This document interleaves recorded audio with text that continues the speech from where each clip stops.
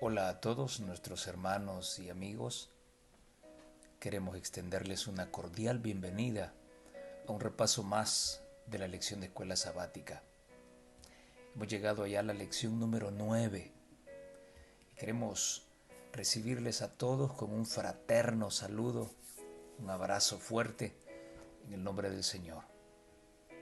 Vamos a inclinar nuestro rostro para que el Señor pueda ayudarnos a comprender ese mensaje especial que esta lección ha tenido para todos nosotros.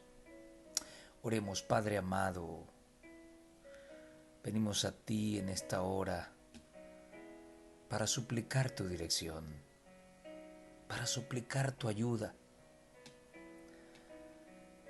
Nosotros los hombres podemos manipular tu palabra para hacer pensar al humano como querramos. Pero Señor, no queremos que ocurra eso. Queremos que sea tu Espíritu Santo quien nos enseñe, quien nos muestre el camino, que a través de estas enseñanzas maravillosas que hemos podido contemplar en la lección de escuela sabática, Él pueda hablar a nuestro entendimiento y a nuestro corazón y podamos ser personas diferentes, cristianos diferentes. Todo fue escrito para nuestra enseñanza y es necesario poner toda nuestra atención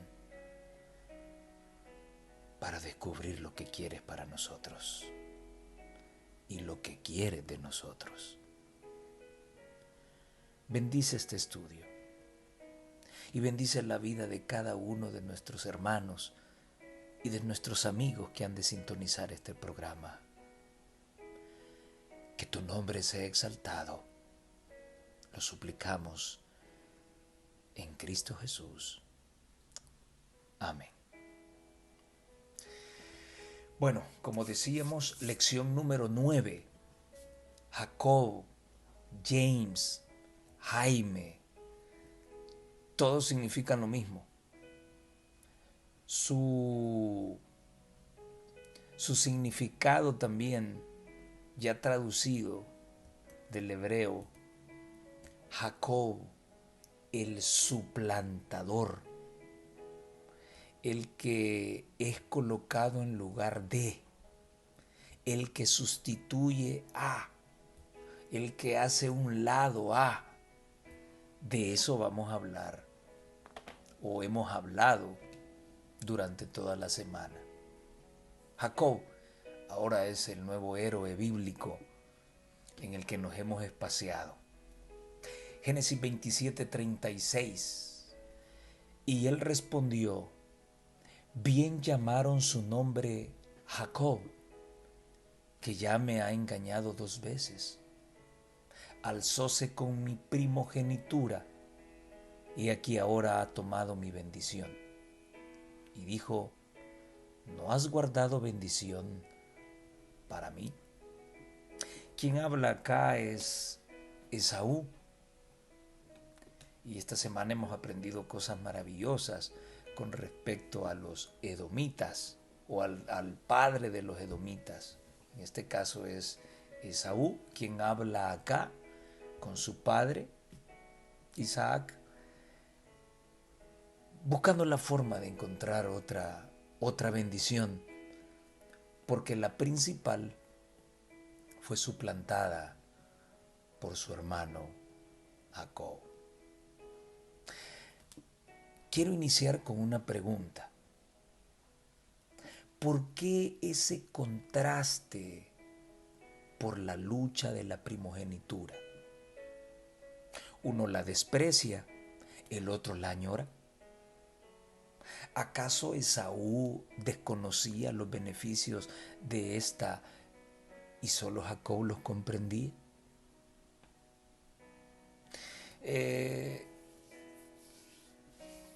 La lección nos presenta la historia de los primeros gemelos de los que se tiene memoria en los inicios de la humanidad.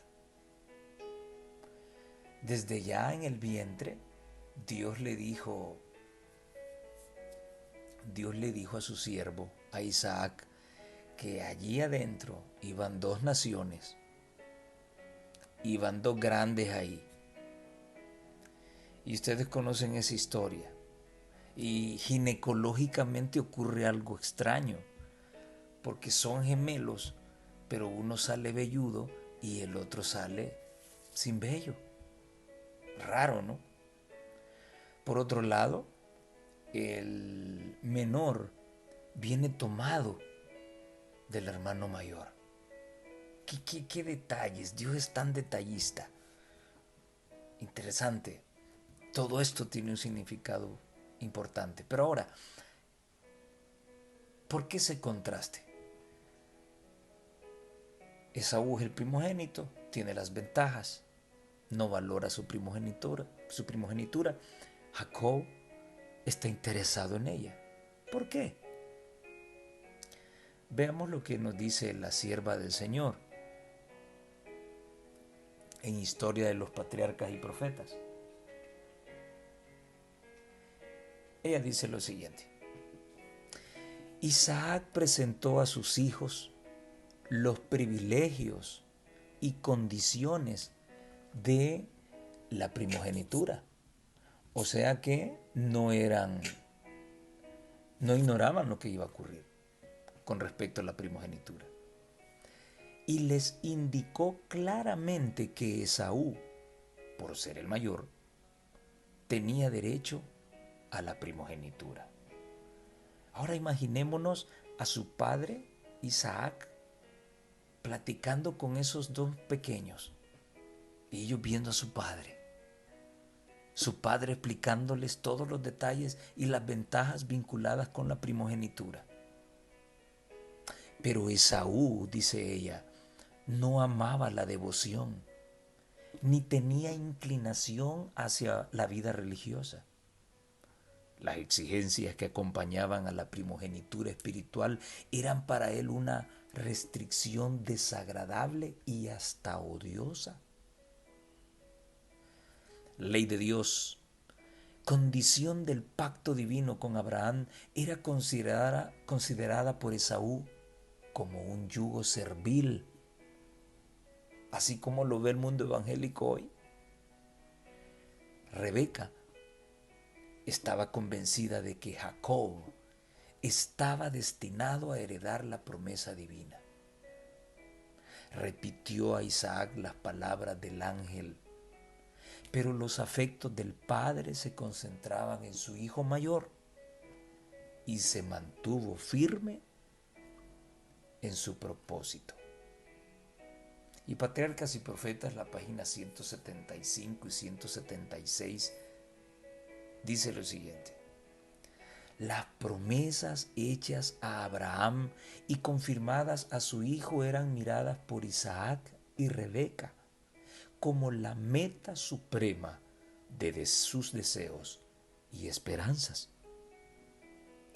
Esaú y Jacob conocían esas promesas. Se les había enseñado a considerar la primogenitura como un asunto de gran importancia, porque no solo abarcaba la herencia de las riquezas terrenales, sino también la preeminencia espiritual. El que la recibía debía ser el sacerdote de la familia, y de su linaje descendería el Redentor del mundo. No era cosa de poca monta.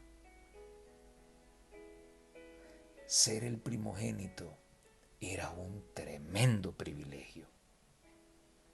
Pues bien, ¿qué ansiaba Jacob de la primogenitura? ¿Los beneficios materiales o las bendiciones espirituales? ¿Esto justifica su accionar, incluyendo la mentira? Y hay mucho que ahondar con esta pregunta. en nuestra vida diaria frente a una carrera académica? ¿Qué es lo que nos llama la atención? ¿Los bienes materiales que nos puede producir? ¿O porque realmente nos sentimos útiles a nuestra sociedad y a nuestro prójimo para servir? Me imagino que lo mismo pasa con el pastorado. ¿Por qué elige un muchacho ser un pastor, ser un ministro? ¿Por las prestaciones y los bienes materiales que su rango reclaman? ¿O por los beneficios espirituales que involucran a un ministro? Hay tanto que hablar de esto. Muy interesante. ¿Qué es lo que llamaba la atención de Jacob con respecto a la primogenitura? ¿Las bendiciones materiales o la parte espiritual? Historia de los Patriarcas y Profetas, páginas 176 y 177, que son las páginas del trozo que leímos primero. Jacob había oído a su madre referirse a la indicación divina de que él recibiría la primogenitura. Y desde entonces tuvo un deseo indecible de alcanzar los privilegios que ésta confería. No era la riqueza del padre lo que le ansiaba. El objeto de sus anhelos era la primogenitura espiritual. Tener comunión con Dios, como el justo Abraham. Ofrecer el sacrificio expiatorio por su familia. Ser el progenitor del pueblo escogido y del Mesías prometido.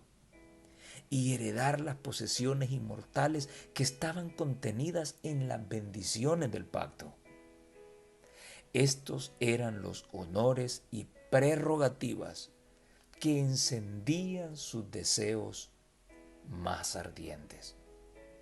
Sus pensamientos se dirigían constantemente hacia el porvenir y trataba de comprender sus bendiciones invisibles. Parece ser que lo que añoraba Jacob eran los beneficios espirituales. Y no añoraba mal, no deseaba mal. Hasta ahí estamos bien. ¿Cuál fue la clave en la vida de Jacob para pasar de ser un individuo débil y pecador a un príncipe de Jehová? Oigan esto, qué lindo. El Ministerio de Curación, página 409. Por la fe y la oración, Jacob, siendo de suyo débil y pecador, llegó a ser príncipe con Dios. ¿Cuál fue la clave? Fe y oración. Así podréis llegar a ser hombres y mujeres de fines elevados y santos, de vida noble, hombres y mujeres que por ninguna consideración se apartarán de la verdad, del bien y de la justicia. A todos nos acosan preocupaciones apremiantes, cargas y obligaciones, pero cuanto más difícil la situación y más pesadas las cargas, tanto más necesitamos de Jesús. Precioso. La fe y la oración constante. Esa necesidad de Dios fue la clave para que la debilidad de Jacob se convirtiera en una fortaleza para la gloria de Dios. Ahora hablemos de los detalles en Génesis 25 sobre Jacob y Esaú. En la historia de estos dos muchachos encontramos una similitud con lo acontecido entre la promesa que se le hizo a Abraham. Frente al hecho de la esterilidad, Sara propone a Abraham buscar un hijo ofreciendo a su sierva Agar. Acabamos de estudiarlo. Abraham, confiado en la promesa que Dios le había hecho, y se cumpliera por medio de esa propuesta indecente, ayudó a Dios en el cumplimiento de la promesa metiéndose con su sierva. En nuestra nueva historia, desde antes del nacimiento, el ángel había revelado el plan de Dios con respecto a estos dos muchachos. Pero nuevamente, Rebeca intenta ayudar a Dios con el cumplimiento de la promesa y al final se generó un nuevo conflicto. Ahora vean lo que la sierva del Señor menciona en Patriarcas y Profetas, página 175. Jacob y Esaú, los hijos gemelos de Isaac, presentan un contraste sorprendente tanto en su vida como en su carácter. Esta desigualdad fue predicha por el ángel de Dios antes de que nacieran. Cuando él contestó la oración de Rebeca, le anunció que tendría 2 hijos y le reveló su historia futura, diciendo que cada uno sería jefe de una nación poderosa, pero que uno de ellos sería más grande que el otro y que el menor tendría la preeminencia. ¡Wow! El primogénito varón tenía grandes beneficios, pero ¿el carácter no se tomaba en cuenta para merecer todos estos beneficios? Analicemos el estilo de vida y el carácter de cada uno de los actores principales de esta historia y descubramos quién realmente merecía los beneficios para ser el primogénito. Hablemos de Esaú. La sierva del Señor dice sobre él: Esaú se crió deleitándose en la complacencia propia y concentrando todo su interés en lo presente, en el hoy. Contrario a toda restricción, se deleitaba en la libertad montaraz de la caza y desde joven eligió la vida de cazador. Sin embargo, era el hijo favorito de su padre. El pastor tranquilo y pacífico se sintió atraído por la osadía y la fuerza de su hijo mayor, que corría sin temor por montes y desiertos y volvía con caza para su padre y con relatos palpitantes de su vida aventurera. Interesante historia. Hablemos de Jacob. La mensajera del Señor dice: Jacob, reflexivo, aplicado y cuidadoso, pensando siempre más en el porvenir que en el presente. Se conformaba con vivir en casa, ocupado en cuidar los rebaños y en labrar la tierra. Su perseverancia paciente, su economía y su previsión eran apreciadas por su madre.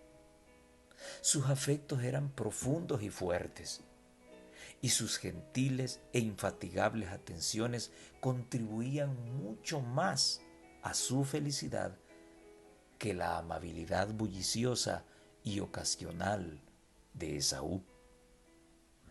Para Rebeca, Jacob era el hijo predilecto. Por su estilo de vida, ¿cuál de los dos merecía los privilegios de la primogenitura? Parece ser que Jacob, ¿verdad? Por su estilo de vida. ¿Por qué crees que naturalmente las cosas se dieron al revés? Es tremendo. Todo se dio al revés. El primogénito fue aquel que tenía un carácter indomable, apasionado por los montes, por la caza. El otro, más reflexivo, pensador, cuidadoso, siempre pensando en el futuro, mientras Esaú pensaba en el presente. No olvidemos que Dios tiene el control de todas las cosas, tiene el control de la historia.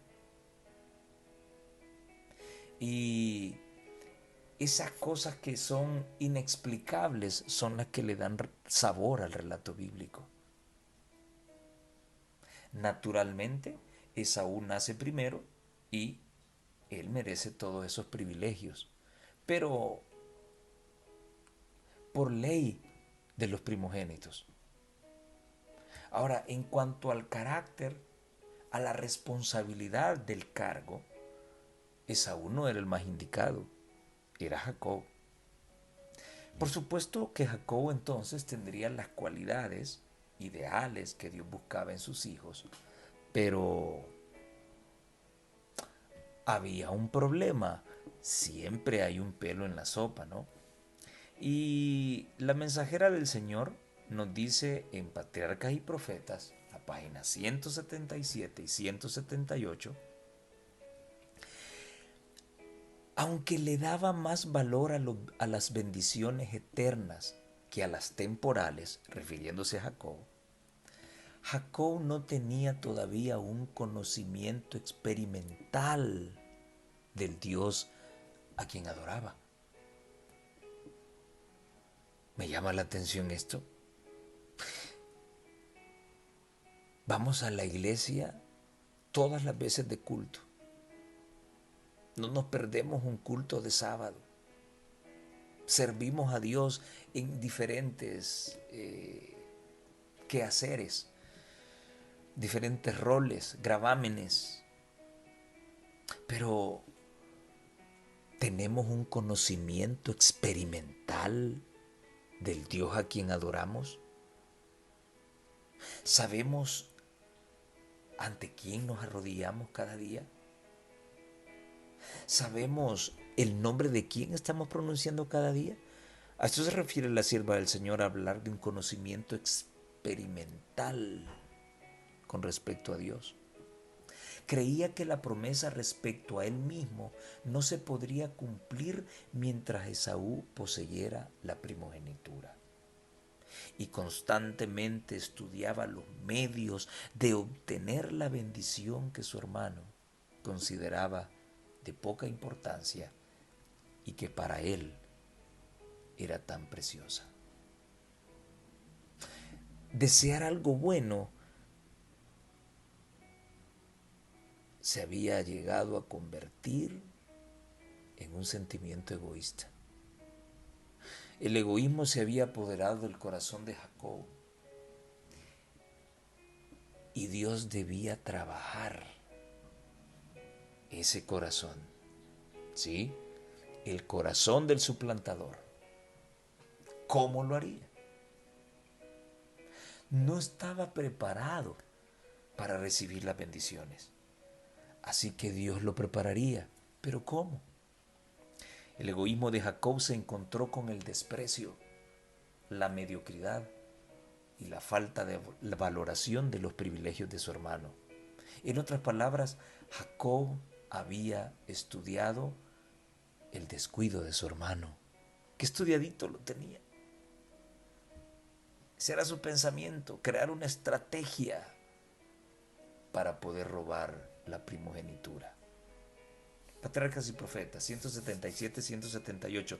Cuando Esaú, al volver un día de la casa, cansado y desfallecido, le pidió a Jacob la comida que estaba preparando, este último, en quien predominaba siempre el mismo pensamiento, aprovechó la oportunidad y ofreció saciar el hambre de su hermano a cambio de la primogenitura.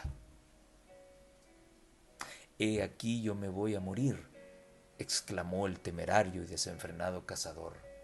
¿Para qué, pues, me servirá la primogenitura? Y ella menciona Génesis 25:32, y por un plato de lentejas se deshizo de su primogenitura y confirmó las transacciones mediante un juramento. Así menospreció Esaú la primogenitura. Al deshacerse de ella, tuvo un sentimiento de alivio tremendo. Ahora su camino estaba libre. Podría hacer lo que se le antojara. ¿Cuántos aún hoy en día, por este insensato placer mal llamado libertad, venden su derecho a una herencia pura, inmaculada y eterna en el cielo? ¡Wow! ¡Qué gran verdad! ¡Qué gran verdad!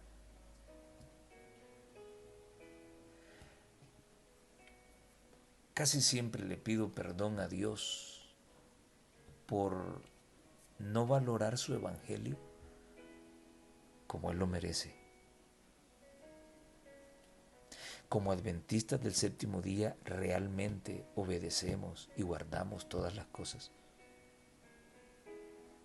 No olviden eso, ese conocimiento práctico, experimental del Dios a quien adoramos es bastante básico. ¿Sucederá esto mismo en nuestra vida? Vemos con desprecio las ventajas, los dones y privilegios que Dios nos ha dado por dedicarnos al mundo y sus deleites. Despreciamos la dádiva de Dios sin darnos cuenta por estar absorbidos en las actividades que nos producen placer. Los motivos del corazón son los que le dan forma al carácter de nuestros actos. Escuchen lo que dice el deseo de toda la gente en la página 567. Es el motivo lo que da carácter a nuestros actos, marcándolos con ignominia, con vergüenza o con alto valor moral. No son las cosas grandes que todo ojo ve y que toda lengua alaba, lo que Dios tiene por más precioso. Los pequeños deberes cumplidos alegremente, los pequeños donativos dados sin ostentación y que a los ojos humanos pueden parecer sin valor, se destacan con frecuencia más altamente a su vista. Un corazón lleno de fe, de amor, es más apreciable para Dios que el don más costoso. Qué tremenda cita esta, ¿eh? ¿Cómo valoramos lo que Dios nos ha dado? ¿Hacemos alegremente lo que Él nos pide? ¿O lo hacemos por un interés o por apariencia? Triste, triste condición. ¿Aprobará Dios utilizar el egoísmo, el engaño y el tomar su nombre en vano para alcanzar un buen motivo en la vida? ¿Para alcanzar el éxito? ¿Una posición elevada? ¿O una bendición especial? Definitivamente que no. Pero para muchos adventistas, hoy en día, pareciera que sí. Hablemos un poco de la escalera de Jacob.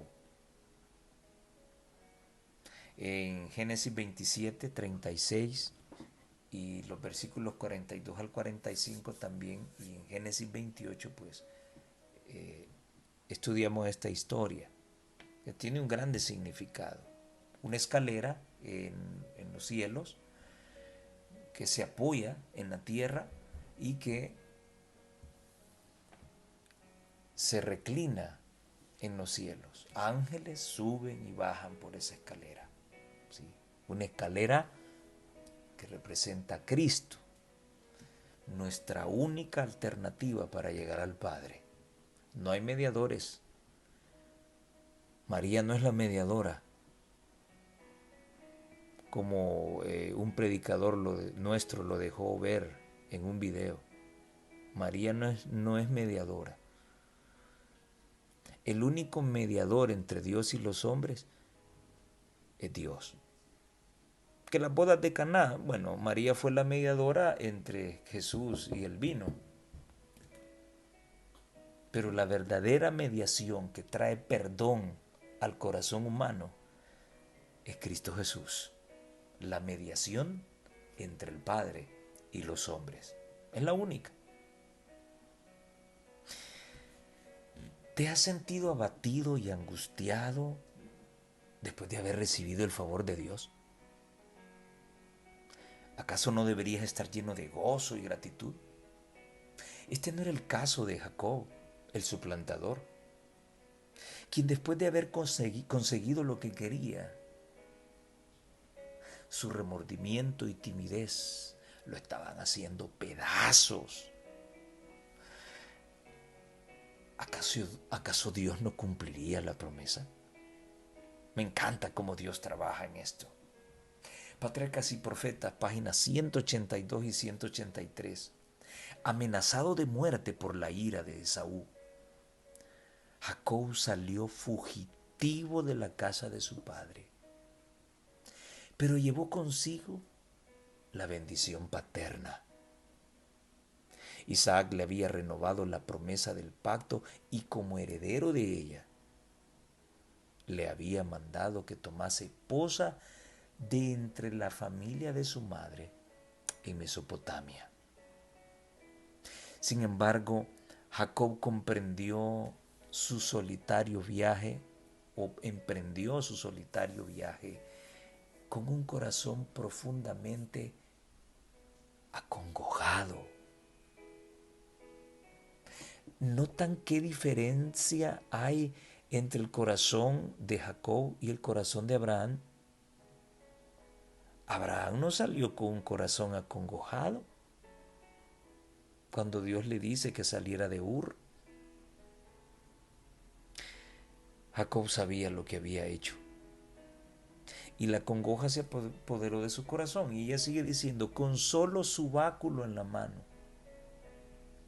Debía viajar durante varios días por una región habitada por tribus indómitas y errantes.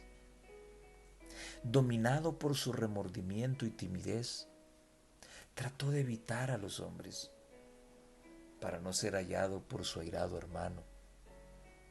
Temía haber perdido para siempre la bendición que Dios había tratado de darle. Dios no abandonó a Jacob. Aquella experiencia mezclada de gozo, satisfacción, temor y aflicción, el Señor la utilizaría para revelar a su siervo que necesitaba a un Salvador. Patriarcas y Profetas, las mismas páginas, 182, 183, nos dice la sierva de Dios: pero Dios no abandonó a Jacob. Su misericordia alcanzaba todavía a su errante y desconfiado siervo. Compasivamente el Señor reveló a Jacob precisamente lo que necesitaba: un Salvador. Había pecado, pero su corazón se llenó de gratitud cuando vio revelado un camino por el cual podría ser restituido a la gracia de Dios. Pero ¿de qué forma actuaría Dios para llevar tranquilidad a su siervo en medio de su angustia frente a los resultados imprescindibles? Interesante esto. Dios no olvidó a Jacob, ni te olvidará a ti. Si lo hizo en el pasado, lo volverá a hacer hoy. Pero, ¿cómo actuaría Dios en la vida de Jacob? Patriarcas y Profetas, 182 y 183. Cansado de su viaje, el peregrino se acostó en el suelo, con una piedra sobre su cabeza.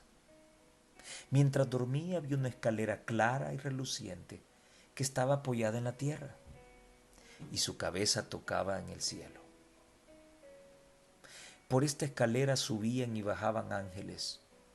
En lo alto de ella estaba el Señor de la gloria, y su voz se oyó desde los cielos: yo soy Jehová, el Dios de Abraham tu padre, y el Dios de Isaac. La tierra en que estaba acostado como desterrado y fugitivo le fue prometida a él y a su descendencia. Al asegurársele: todas las familias de la tierra serán benditas en ti y en tu simiente. Esta promesa había sido dada a Abraham y a Isaac, y ahora fue repetida a Jacob. Luego En atención especial a su actual soledad y tribulación, fueron pronunciadas las palabras de consuelo y estímulo. He aquí, yo soy contigo y te guardaré por donde quiera que fueres, y te volveré a esta tierra, porque no te dejaré hasta tanto que haya hecho lo que te he dicho. Pero qué Dios más maravilloso el que tenemos, ¿eh? ¿Pueden notarlo? Siempre compone lo que descomponemos. Siempre repara lo que arruinamos. Donde vemos destrucción, donde todo lo vemos perdido, el Señor ve construcción, ve motivos. Por eso es que no podemos censurar a nadie. Lo que nosotros vemos inservible con nuestros ojos, para Dios tiene una gran utilidad. No son los títulos, no son los rangos, es un corazón dispuesto al Señor. Ahora, si el titulado con altos rangos tiene un corazón dispuesto para Dios, Dios hará grandes cosas con él. Pero eso es muy raro. La ostentación, el lujo, una carrera prominente, muchas veces pierde el corazón. Triste, muy triste. ¿Qué importancia tiene esto para nosotros hoy? Esta experiencia, el mensaje de la escalera. No voy a dejarte, yo voy contigo, yo te voy a guardar. Tremendo. Así como Dios se apareció a Abraham y le prometió seguridad, ahora se la estaba dando también a su siervo. Y sabían que Cristo estaba detrás de todo esto. Vamos a leer una cita muy interesante. ¿Qué importancia tiene todo esto para nosotros? Porque eso es lo importante. No solo ver que este término significa esto y esto, lo otro. No, no, aquí hay una enseñanza importante para nosotros y es con lo que debemos quedarnos. No solamente con manipular los nombres de las ciudades, de las personas y conocer los eventos. Eso es muy importante, pero todo eso tiene una enseñanza y debemos interiorizarla. ¿Y cómo me voy a dar cuenta que la he interiorizado? Pues bueno, cuando cambie mi corazón, cuando mi carácter cambie. Nuestro tiempo, nuestros talentos y nuestros bienes debieran dedicarse en forma sagrada al que nos confió estas bendiciones. Cada vez que se obra en nuestro favor una liberación especial o recibimos nuevos e inesperados favores, debiéramos reconocer la bondad de Dios, expresando nuestra gratitud no solo en palabras, sino como Jacob, mediante ofrendas y dones para su causa. Así como recibimos constantemente las bendiciones de Dios, también hemos de dar sin cesar. Patriarcas y Profetas, páginas 185 y 186. ¿Cuál debería ser nuestra respuesta para Dios por todas sus bondades que nos da plenitud? La vida, la salud, la familia, la esposa, los hijos, una profesión, un trabajo, bienes materiales, el privilegio de trabajar en su obra. ¿Cuál debería ser nuestra respuesta a Dios? ¿Acaso no le debemos nada al Señor?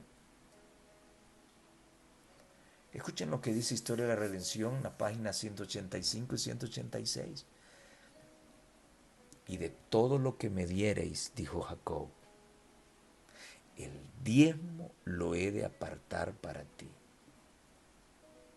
Nosotros que gozamos de la clara luz y de los privilegios del Evangelio, nos contentaremos con darle a Dios menos de lo que daban aquellos que vivieron en la dispensación anterior. menos favorecidos que la nuestra. De ninguna manera.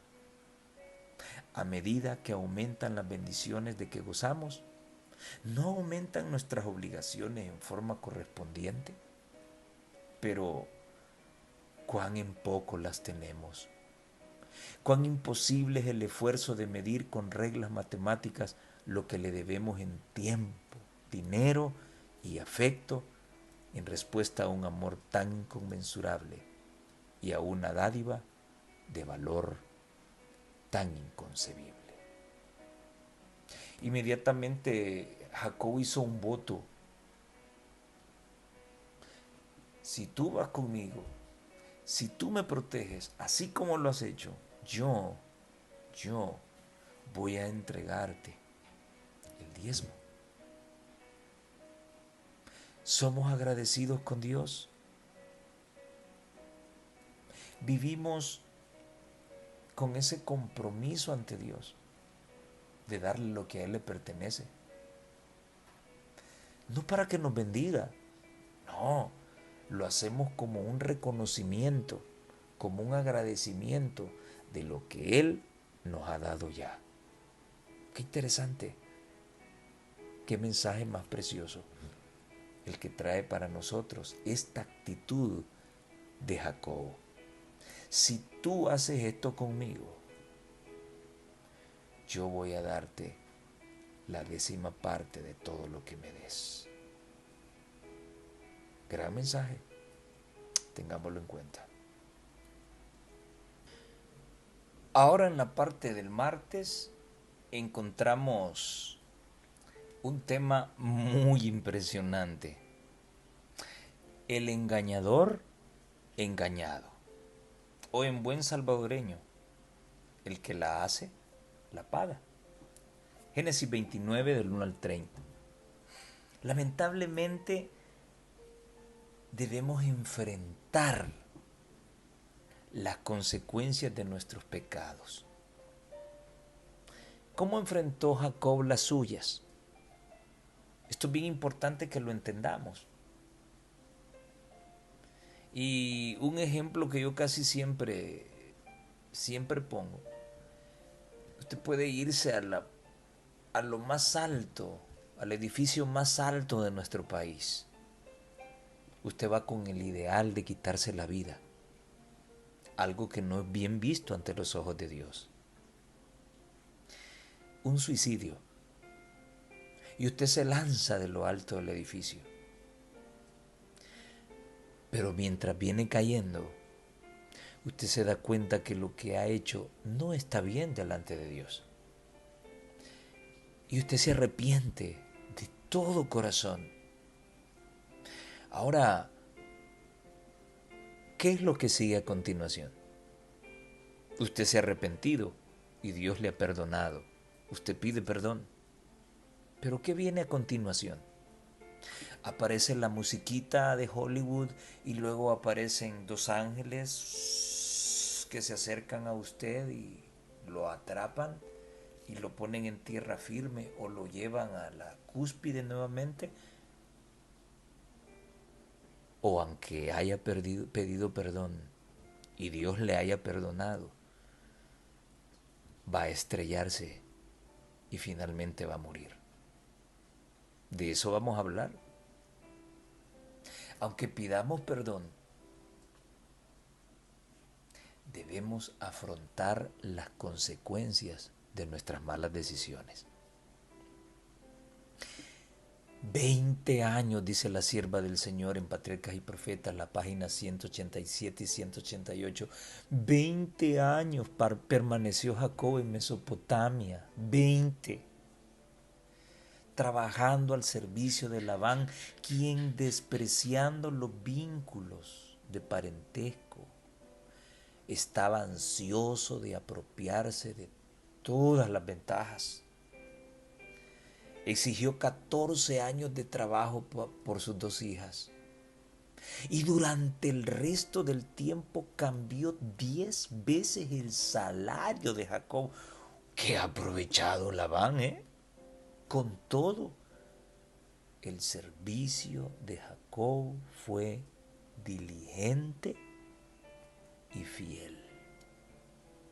Tremendo. Aquel que vino y engañó a su padre para obtener la primogenitura, ahora estaba recibiendo el justo pago de su pecado. Su suegro lo engañó. Al destapar la caja del pastel en la noche de bodas, no era el pastel de chocolate que tanto ansiaba, solamente era crema chantilly. No era Raquel, era Lea. ¡Wow! Y había algo de verdad en lo que dijo. Bueno, ella es la primogénita, no puedo entregar a la menor antes que la mayor. Muy real, pero tomar una verdad para aprovecharse de la dignidad de una persona, eso huele a catolicismo, ¿eh? Lo que la Iglesia Católica hizo con tanto indígena. Terrible. Y es lo que vemos hoy en día también en diferentes estratos de nuestra iglesia. Tomar una verdad para aprovecharse de la dignidad de los más humildes. Eso no es bueno. Ahora Jacobo estaba pagando el pago, estaba recibiendo el pago de sus malas acciones. Cuando los hombres se descuidan y bajan la guardia, es el momento oportuno para pecar. Y al igual que Adán, somos expertos en escondernos, en mostrar un manto de pureza frente a la gente y seguir acariciando nuestro pecado debajo de ese mismo manto. Pero ¿Dios baja la guardia? ¿Podemos escapar de su presencia? El libro de los Salmos dice de que aunque nos vayamos al espacio, allá nos va a tener. Desde allá nos va a traer. Aunque nos escondamos en lo más profundo de la tierra, allá nos va a alcanzar la justicia de Dios. ¿Qué dice la sierva del Señor? En Testimonios para la Iglesia, tomo 4, página 305. Oiga bien lo que vamos a leer. Se puede pasar por alto y ocultar a los ojos de los hombres el engaño, la mentira y la infidelidad, pero no a los ojos de Dios. Y lo dice la Biblia también, ¿eh? Dios no puede ser burlado. Todo lo que sembramos, cosechamos. Los ángeles del Señor, los cuales vigilan el desarrollo de nuestro carácter y pesan nuestro valor moral, registran en los libros del cielo estas transacciones menores que revelan el carácter. Ya lo he dicho, cosas pequeñas son las que nos salvan y cosas pequeñas son las que nos pueden perder. Y les recuerdo una, si te pegan en una mejilla, hay que poner la otra. Solo hazlo. Y eso, si te acostumbras a hacerlo así, heredarás la vida eterna. Difícil, ¿verdad? No es una ecuación matemática. Es una cuestión de corazón. Bárbaro esto. Si un obrero es infiel en las vocaciones diarias de la vida y descuida su trabajo, el mundo no lo juzgará incorrectamente si estima su norma religiosa de acuerdo con su norma comercial. El que es fiel en lo muy poco también en lo más es fiel, y el que en lo mucho, en lo muy poco es injusto, también en lo más será injusto. Si usted está acostumbrado a robarse $1 de una gaveta que no es suya, ¿qué es lo que va a ocurrir con $1,000 frente suyos y nadie lo está viendo? Está acostumbrado a robar. Frente a una prueba más grande, va a hacer lo mismo. Pero si usted ve dinero que no le pertenece por ahí y usted lo respeta, en esa pequeña prueba, usted se está preparando para pruebas mayores. Frente a $1000, usted no va a agarrar pero ni un centavo. Es cuestión de práctica, de ejercitación. No es la magnitud de un asunto lo que hace que sea justo o injusto. Así como un hombre trata con sus semejantes, así va a tratar con Dios también. Oiga esto. El que es infiel en las riquezas injustas no recibirá nunca las riquezas verdaderas. Los hijos de Dios no deben dejar de recordar que en todas sus transacciones comerciales son probados y pesados en la balanza del santuario. ¿Cómo te conocen en tu lugar de trabajo?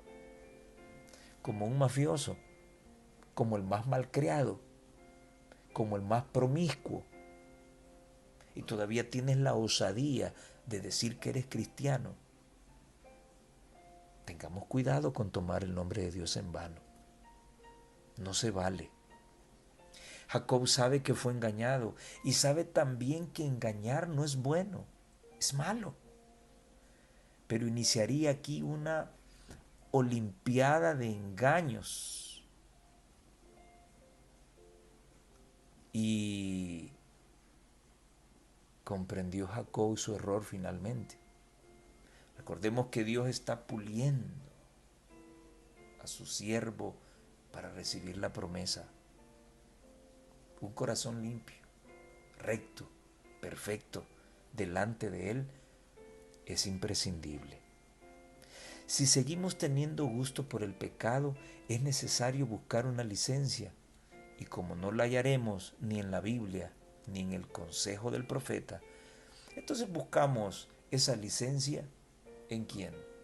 En la carne, en el hombre, en quienes nos equivocamos. ¿Por qué no consultar a aquel que nunca pecó? Escuchen esto.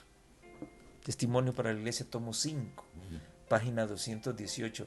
Jesús asumió la naturaleza humana para dejar a la humanidad un modelo completo y perfecto. Es su intención hacernos como Él es. Leales en todo propósito, sentimiento y pensamiento. Leales de corazón, alma y vida. Y aquí quiero meter la pregunta. ¿Y esto cuándo va a ocurrir? ¿Cuándo Dios nos va a dar ese corazón que tanto añora darnos? ¿Cuando Él venga por segunda vez? ¿O es ya?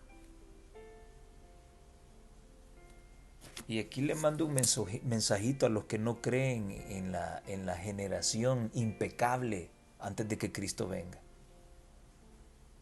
Hay tanta evidencia bíblica y tanta evidencia en el Espíritu y Profecía que no sé por qué eruditos se pierden en esto.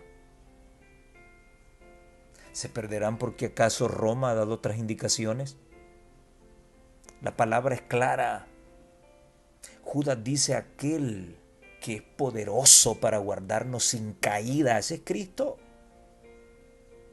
Sí se puede vivir sin pecado. El problema es que no queremos soltar el pecado. Y todos los que enseñan que es imposible y que esa generación nunca existirá, lo dicen porque ellos están en pecado y quieren seguir pecando. Y para que más monedas caigan al bolsillo, hay que enseñarlo así para que la iglesia siga viviendo en su pecaminosidad. Hermanos y hermanas, es aquí donde vamos a formar ese carácter que Dios quiere. Es aquí donde vamos a planchar el vestido de bodas. No es cuando Cristo venga. Téngalo en cuenta. A la ley y al testimonio. Si no le hablan conforme a eso, es porque le están dando a tol con el dedo. Y es porque el que se lo está enseñando al revés, él está en pecado. Mucho cuidado con eso. Nuestra naturaleza, Sigue diciendo la sierva del Señor. Es su intención hacernos como Él es, leales en todo propósito, sentimiento y pensamiento, leales de corazón, alma y vida. Esto es cristianismo. ¿Qué es cristianismo? Ser como Cristo. ¿Cómo era Cristo? Leal en todo propósito, leal en todo sentimiento y leal en todo pensamiento. Leales de corazón, alma y vida. Nuestra naturaleza caída ha de ser purificada. Sigo preguntando, ¿cuándo? Nuestra naturaleza caída ha de ser purificada, ennoblecida y consagrada mediante la obediencia a la verdad. Pero por ahí apareció uno de los nuestros diciendo que nadie guarda los mandamientos, ni los guardará. Entonces esto es mentira. Entonces cuando Apocalipsis menciona aquí, he aquí la paciencia de los santos, los que guardan los mandamientos de Dios, está mintiendo ese versículo. Entonces,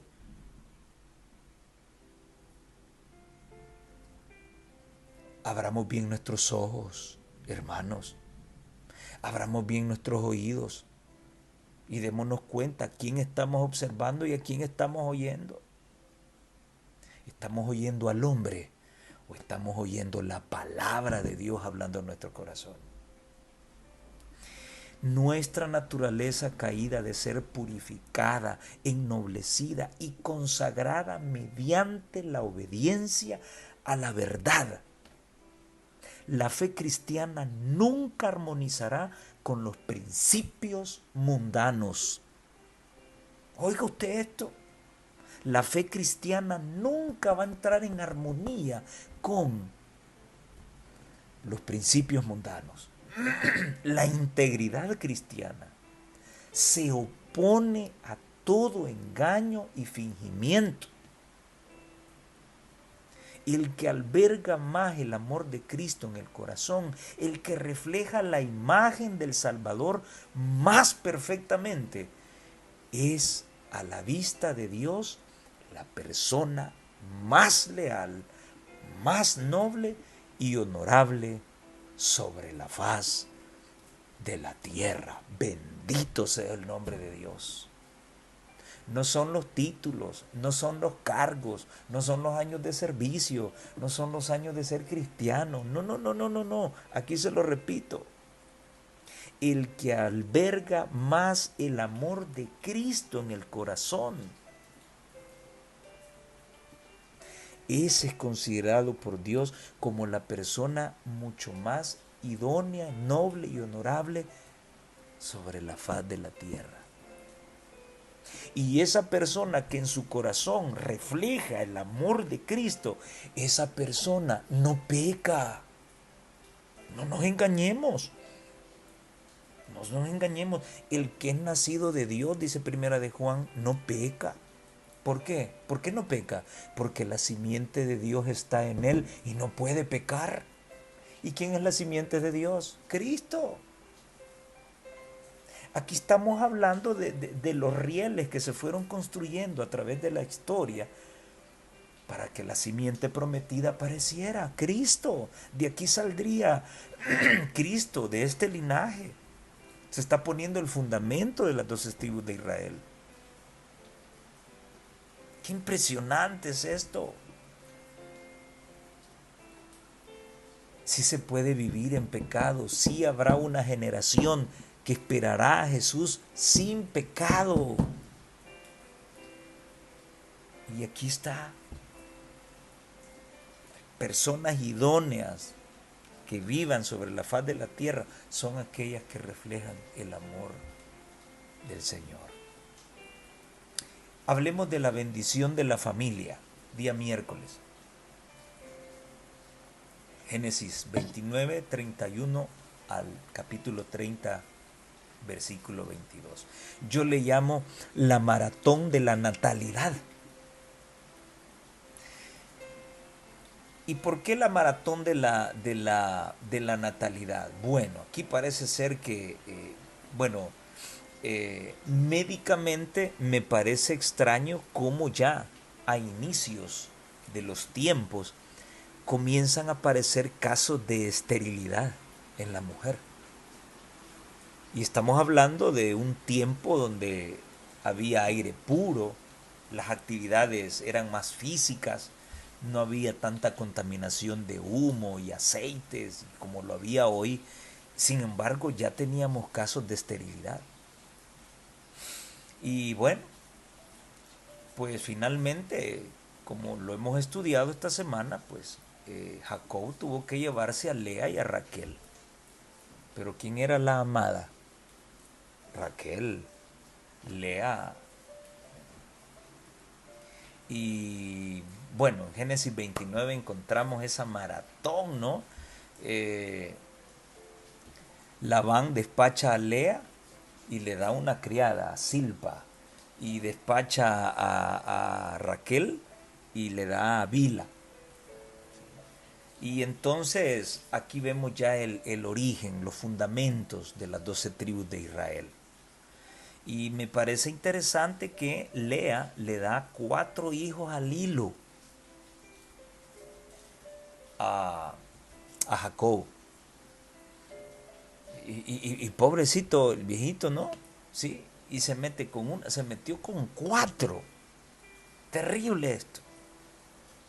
Y ven ustedes cómo se repite nuevamente la misma situación, cómo el hombre intenta ayudarle a Dios para el cumplimiento de la promesa. Y vamos a notar el mismo problema que tuvo Abraham al meterse con Agar. Aquí vemos lo mismo. Pues bueno, Jacob viene, se mete con Lea y aparecen 4 en un hilo. Primero aparece Rubén, luego Simeón, luego Leví y luego Judá. Y entonces las cosas terminan para Lea y pasa un tiempo sin parir. Luego Raquel sigue estéril. Así que se acerca a su esposo Jacob y le dice, o me das un hijo o me muero, le dijo. Y entonces viene Jacob y le dice, bueno, ¿qué acaso acaso soy yo Dios que te hice así, estéril? Entonces viene ella y le dice, pues venga para acá y se me va a meter con mi criada, con Bila. Y ahora ya el viejo ya no va con Lea, sino que hoy va con Bila. Y en esa relación aparecen 2 hijos. Aparecen Dan y aparece Neftalí. Ya tenemos 6 hijos de Jacob. Pero luego regresamos al lado de Lea y como Lea ve que no puede parir, entonces viene y agarra al viejito y le dice, bueno, hoy tú te vas a meter con Silpa. Y de Silpa salen Gad y Aser, o sea, los hijos número 7 y número 8. Hay un interesante análisis en esto. Y luego se mete con Lea. Lea vuelve a parir y le da 2 hijos más, Isaacar y Zabulón. Hasta este momento Raquel no ha podido parir ninguno. Quien ha parido 2 es su criada, Bila. Pero finalmente Dios escucha a Raquel y el 11º hijo que se le da a ella o a Jacob es José. Y allá por el capítulo 35, versículo 18, nace el último, Benjamín, pero también fue la razón por la cual ese parto pues provocó la muerte de Raquel. Y ahí tenemos ya el esbozo de las 12 tribus de Israel. Tremenda historia esta, ¿no? Sí. ¿Cuál fue la más grande dificultad para Jacob que le impidió amar a Lea? ¿Por qué razón Jacob decidió quedarse con las 2 mujeres? Y la sierva del Señor dice en Historia de la Redención, páginas 91 y 92, cuando Jacob se dio cuenta de que lo habían engañado y que Lea había desempeñado su parte en la estafa, no la pudo amar. Su tío quería conservar los fieles servicios de Jacob por un tiempo más prolongado y por eso lo engañó dándole a Lea en lugar de Raquel. Jacob reprendió a Labán por tratar con tanta liviandad sus afectos al darle a Lea, a quien no amaba. El padre rogó a Jacob que no la repudiara, pues en ese tiempo esto se consideraba una tremenda desgracia, no solo para la esposa, sino para toda la familia. Jacob se vio en una situación muy difícil, pero decidió finalmente conservar a Lea y casarse también con su hermana. Aquella recibió mucho menos amor que Raquel. ¿Te das cuenta de todo lo que hemos estudiado hasta aquí sobre los grandes hombres y mujeres de la historia bíblica? Mentiras, traiciones, rechazo, poligamia, celos, odio, resentimiento, sexo. Confiaban en Dios, pero también cayeron. ¿Cuál es el mensaje que todo esto nos deja? Interesante, interesante lo que vamos a estudiar a continuación. Ahora, voy a mencionar esto porque no quiero dar a entender que, bueno, tuvieron las mismas imperfecciones que nosotros y también nosotros tenemos las mismas imperfecciones que ellos, pero siempre recibieron la bendición de Dios. Recordemos que todo esto fue escrito para nuestra enseñanza. Y nosotros ya no podemos equivocarnos igual, porque tenemos la enseñanza. Ellos pues no la tenían. Claro, tenían algo mucho más importante, el principio. Dios nunca estuvo de acuerdo con la mentira, nunca estuvo de acuerdo con la poligamia, nunca estuvo de acuerdo con las traiciones. Todo eso estipulado en su ley. O sea, no hay excusa, ni para los de antaño ni para nosotros. Y para nosotros peor.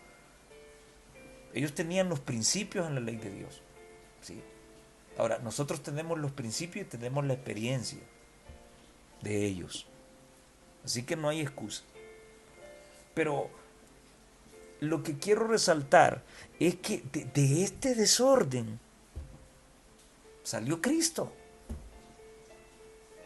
O sea, Jesús no viene de un linaje así como el catolicismo romano lo quiere presentar, ¿no? ¿Sí? La misma palabra de Dios nos muestra que Cristo no viene. Si vemos las genealogías, Jesús no viene de un linaje de reyes, de gente de plata. Me decía una persona una vez de que Jesús, tratando de apoyar el Evangelio de la Prosperidad, de que Jesús era rico en su época. Porque José hacía unos muebles chulos, ¿verdad? Y ya dando cabida al hecho de que todo cristiano pues está en la obligación de recibir bendición material de Dios. No, cuidado con eso. Entre la genealogía de Jesús, vean, hay asesinos, hay ladrones, hay prostitutas, hay gente promiscua, mentirosos, una gran enorme cantidad de cosas. ¿Cuál es el mensaje de todo esto? Oigan lo que dice la sierva de Dios. La inspiración registra fielmente las faltas de los hombres buenos que fueron distinguidos por el favor de Dios. En realidad, sus defectos resaltaban más que sus virtudes. Tremendo, igual que nosotros hoy. Muchos se han preguntado el porqué de esto y ha sido motivo de que el infiel se burle de la Biblia. ¿Correcto? Pero una de las evidencias más poderosas de la veracidad de la Escritura consiste en que ella no hermosea las acciones de sus personajes principales, ni tampoco oculta sus pecados. Ahora oigan esto. Las mentes de los hombres están tan sujetas a prejuicios que no es posible que la historia humana sea absolutamente imparcial.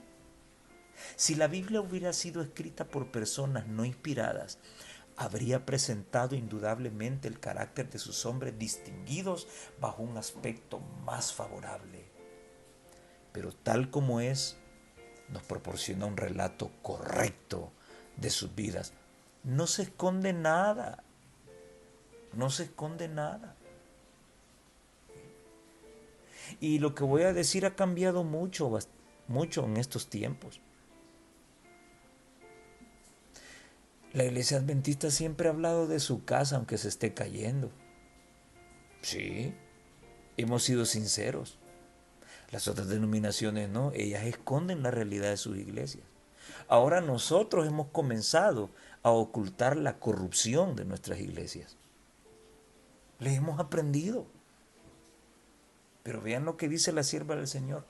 Sí, fueron hombres santos, pero la Biblia no solamente exalta sus proezas y virtudes, también señala sus pecados. Ese es el problema hoy en día. No nos gusta que Señor nos señale el pecado. No nos gusta que nos digan corruptos. No nos gusta que nos digan de que hemos sido elegidos por Dios y que no estamos haciendo bien nuestro trabajo. Y eso hoy, señalar eso, se le llama disidencia y es la peor mentira que nos están dando. Tremendo.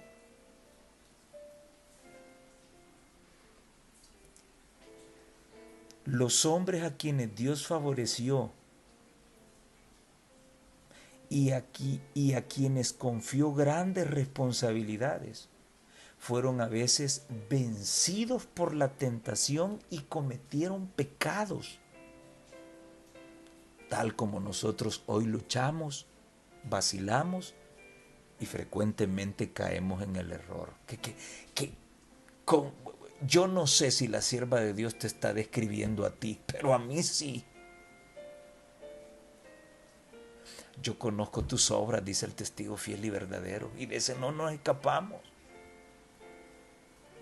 La corbata no da santidad, un traje no da santidad, una buena camioneta no da santidad, un título no da santidad. ¿Quién podrá sostenerse en pie delante de los ojos de Dios? Tremendo esto. Sus vidas, con todos sus defectos y extravíos, están ante nosotros para que nos sirvan de aliento y amonestación. Si se los hubiera presentado como personas intachables, nosotros con nuestra naturaleza pecaminosa podríamos desesperar por nuestros errores y fracasos. Pero viendo cómo lucharon otros con desalientos como los nuestros, cómo cayeron en la tentación como nos ha ocurrido a nosotros y cómo sin embargo se reanimaron y llegaron a triunfar mediante la gracia de Dios, nos sentimos alentados en nuestra lucha por la justicia. Así como ellos, aunque vencidos algunas veces, recuperaron lo perdido y fueron bendecidos por Dios, también nosotros podemos ser vencedores mediante el poder de Jesús. Por otro lado, la narración de sus vidas puede servirnos de amonestación. Muestra que de ninguna manera justifica a Dios al culpable. Ve el pecado que haya en aquellos a quienes más favoreció y lo castiga en ellos aún más severamente que en los que tienen menos luz y responsabilidad. Ay, mi hermano, cuántos hinchazos me han caído y me han dolido más que el vecino evangélico. ¿Y por qué a ti te cae más duro? ¿Por qué a mí me cae más duro? Porque tenemos gran luz. Y a veces el diablo nos lleva a decir, yo veo que don fulano va a la iglesia X y tan prosperado. Y tiene otra mujer debajo de agua. Y bebe también debajo de agua. Y Dios cómo lo bendice.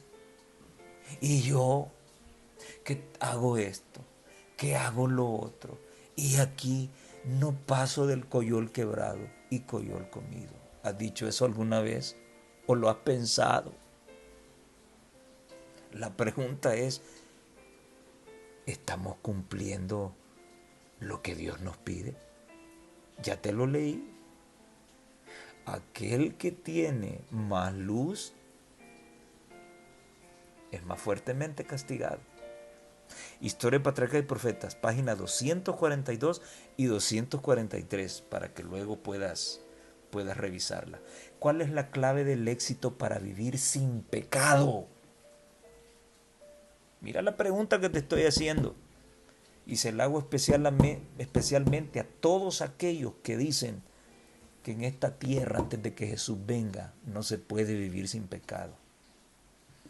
Que esa es la pugna hoy. No estoy hablando de otras denominaciones, esa es la pugna dentro de nuestra iglesia. ¿Cuál es la clave del éxito para vivir sin pecado en medio de una sociedad corrupta y bajo la mirada de un Dios santo? La temperancia, página 173. Dependemos totalmente de Dios.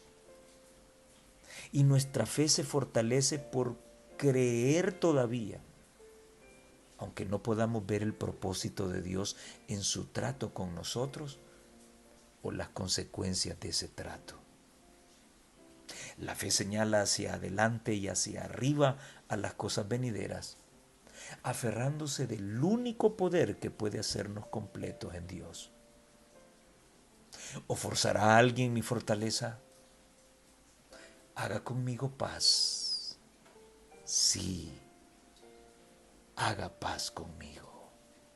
¿Cuál es la clave? ¿Cuál es la clave? Depender totalmente de Dios. Eso es lo importante. Está llegando el tiempo en que debemos de soltar todas las manos y sujetarnos únicamente del brazo poderoso de Dios. Eso asegurará nuestra salvación. No un nombre, no una marca registrada. Sí. Es nuestra confianza ciega y completa en Dios. Eso nos dará la victoria. Cualquiera podría decir, cómo hubiera gustado estar en los zapatos de Jacob. ¿Cuántas muchachas probó? Cuidado. Recordemos de que Jacob pagó serio. Y hay algo que usted conoce muy bien y esperamos vinculado con esta historia. El tiempo de angustia de Jacob. Mire cuántos años pasaron. Mire todo lo que ocurrió. Y Jacob siempre vivía bajo esa agonía. Que se encontrara con su hermano en cualquier momento y éste le quitara la vida. Sí está la historia. Tuvo hijos, 12, bueno, y esto que no he mencionado a Dina, que ahí iba en medio, que en el global era la séptima hija solo de Lea, junto a sus dos hermanos. 13 hijos. Ahí está la historia. Sí, pero en su mente estaba aquello, ¿no? Y si apareciera Esaú, y si apareciera Saúl, y ese momento fue creciendo paulatinamente. Finalmente Jacob tiene que irse. ¿Por qué se va? Patriarcas y Profetas, página 191. A medida que el tiempo pasaba, Labán comenzó a envidiar la mayor prosperidad de Jacob, quien prosperó mucho y tuvo muchas ovejas y siervas y siervos y camellos y asnos. Los hijos de Labán participaban de los celos de su padre y sus palabras maliciosas llegaron a oídos de Jacob. ¿Cuáles eran esas palabras? Jacob ha tomado todo lo que era de nuestro padre y de lo que era de nuestro padre ha adquirido toda esta grandeza. Miraba también Jacob el semblante de Labán y veía que no era para con él como ayer y antes de ayer. Jacob habría dejado a su astuto pariente mucho antes si no hubiese temido el encuentro con Esaú. Siempre recuerdo.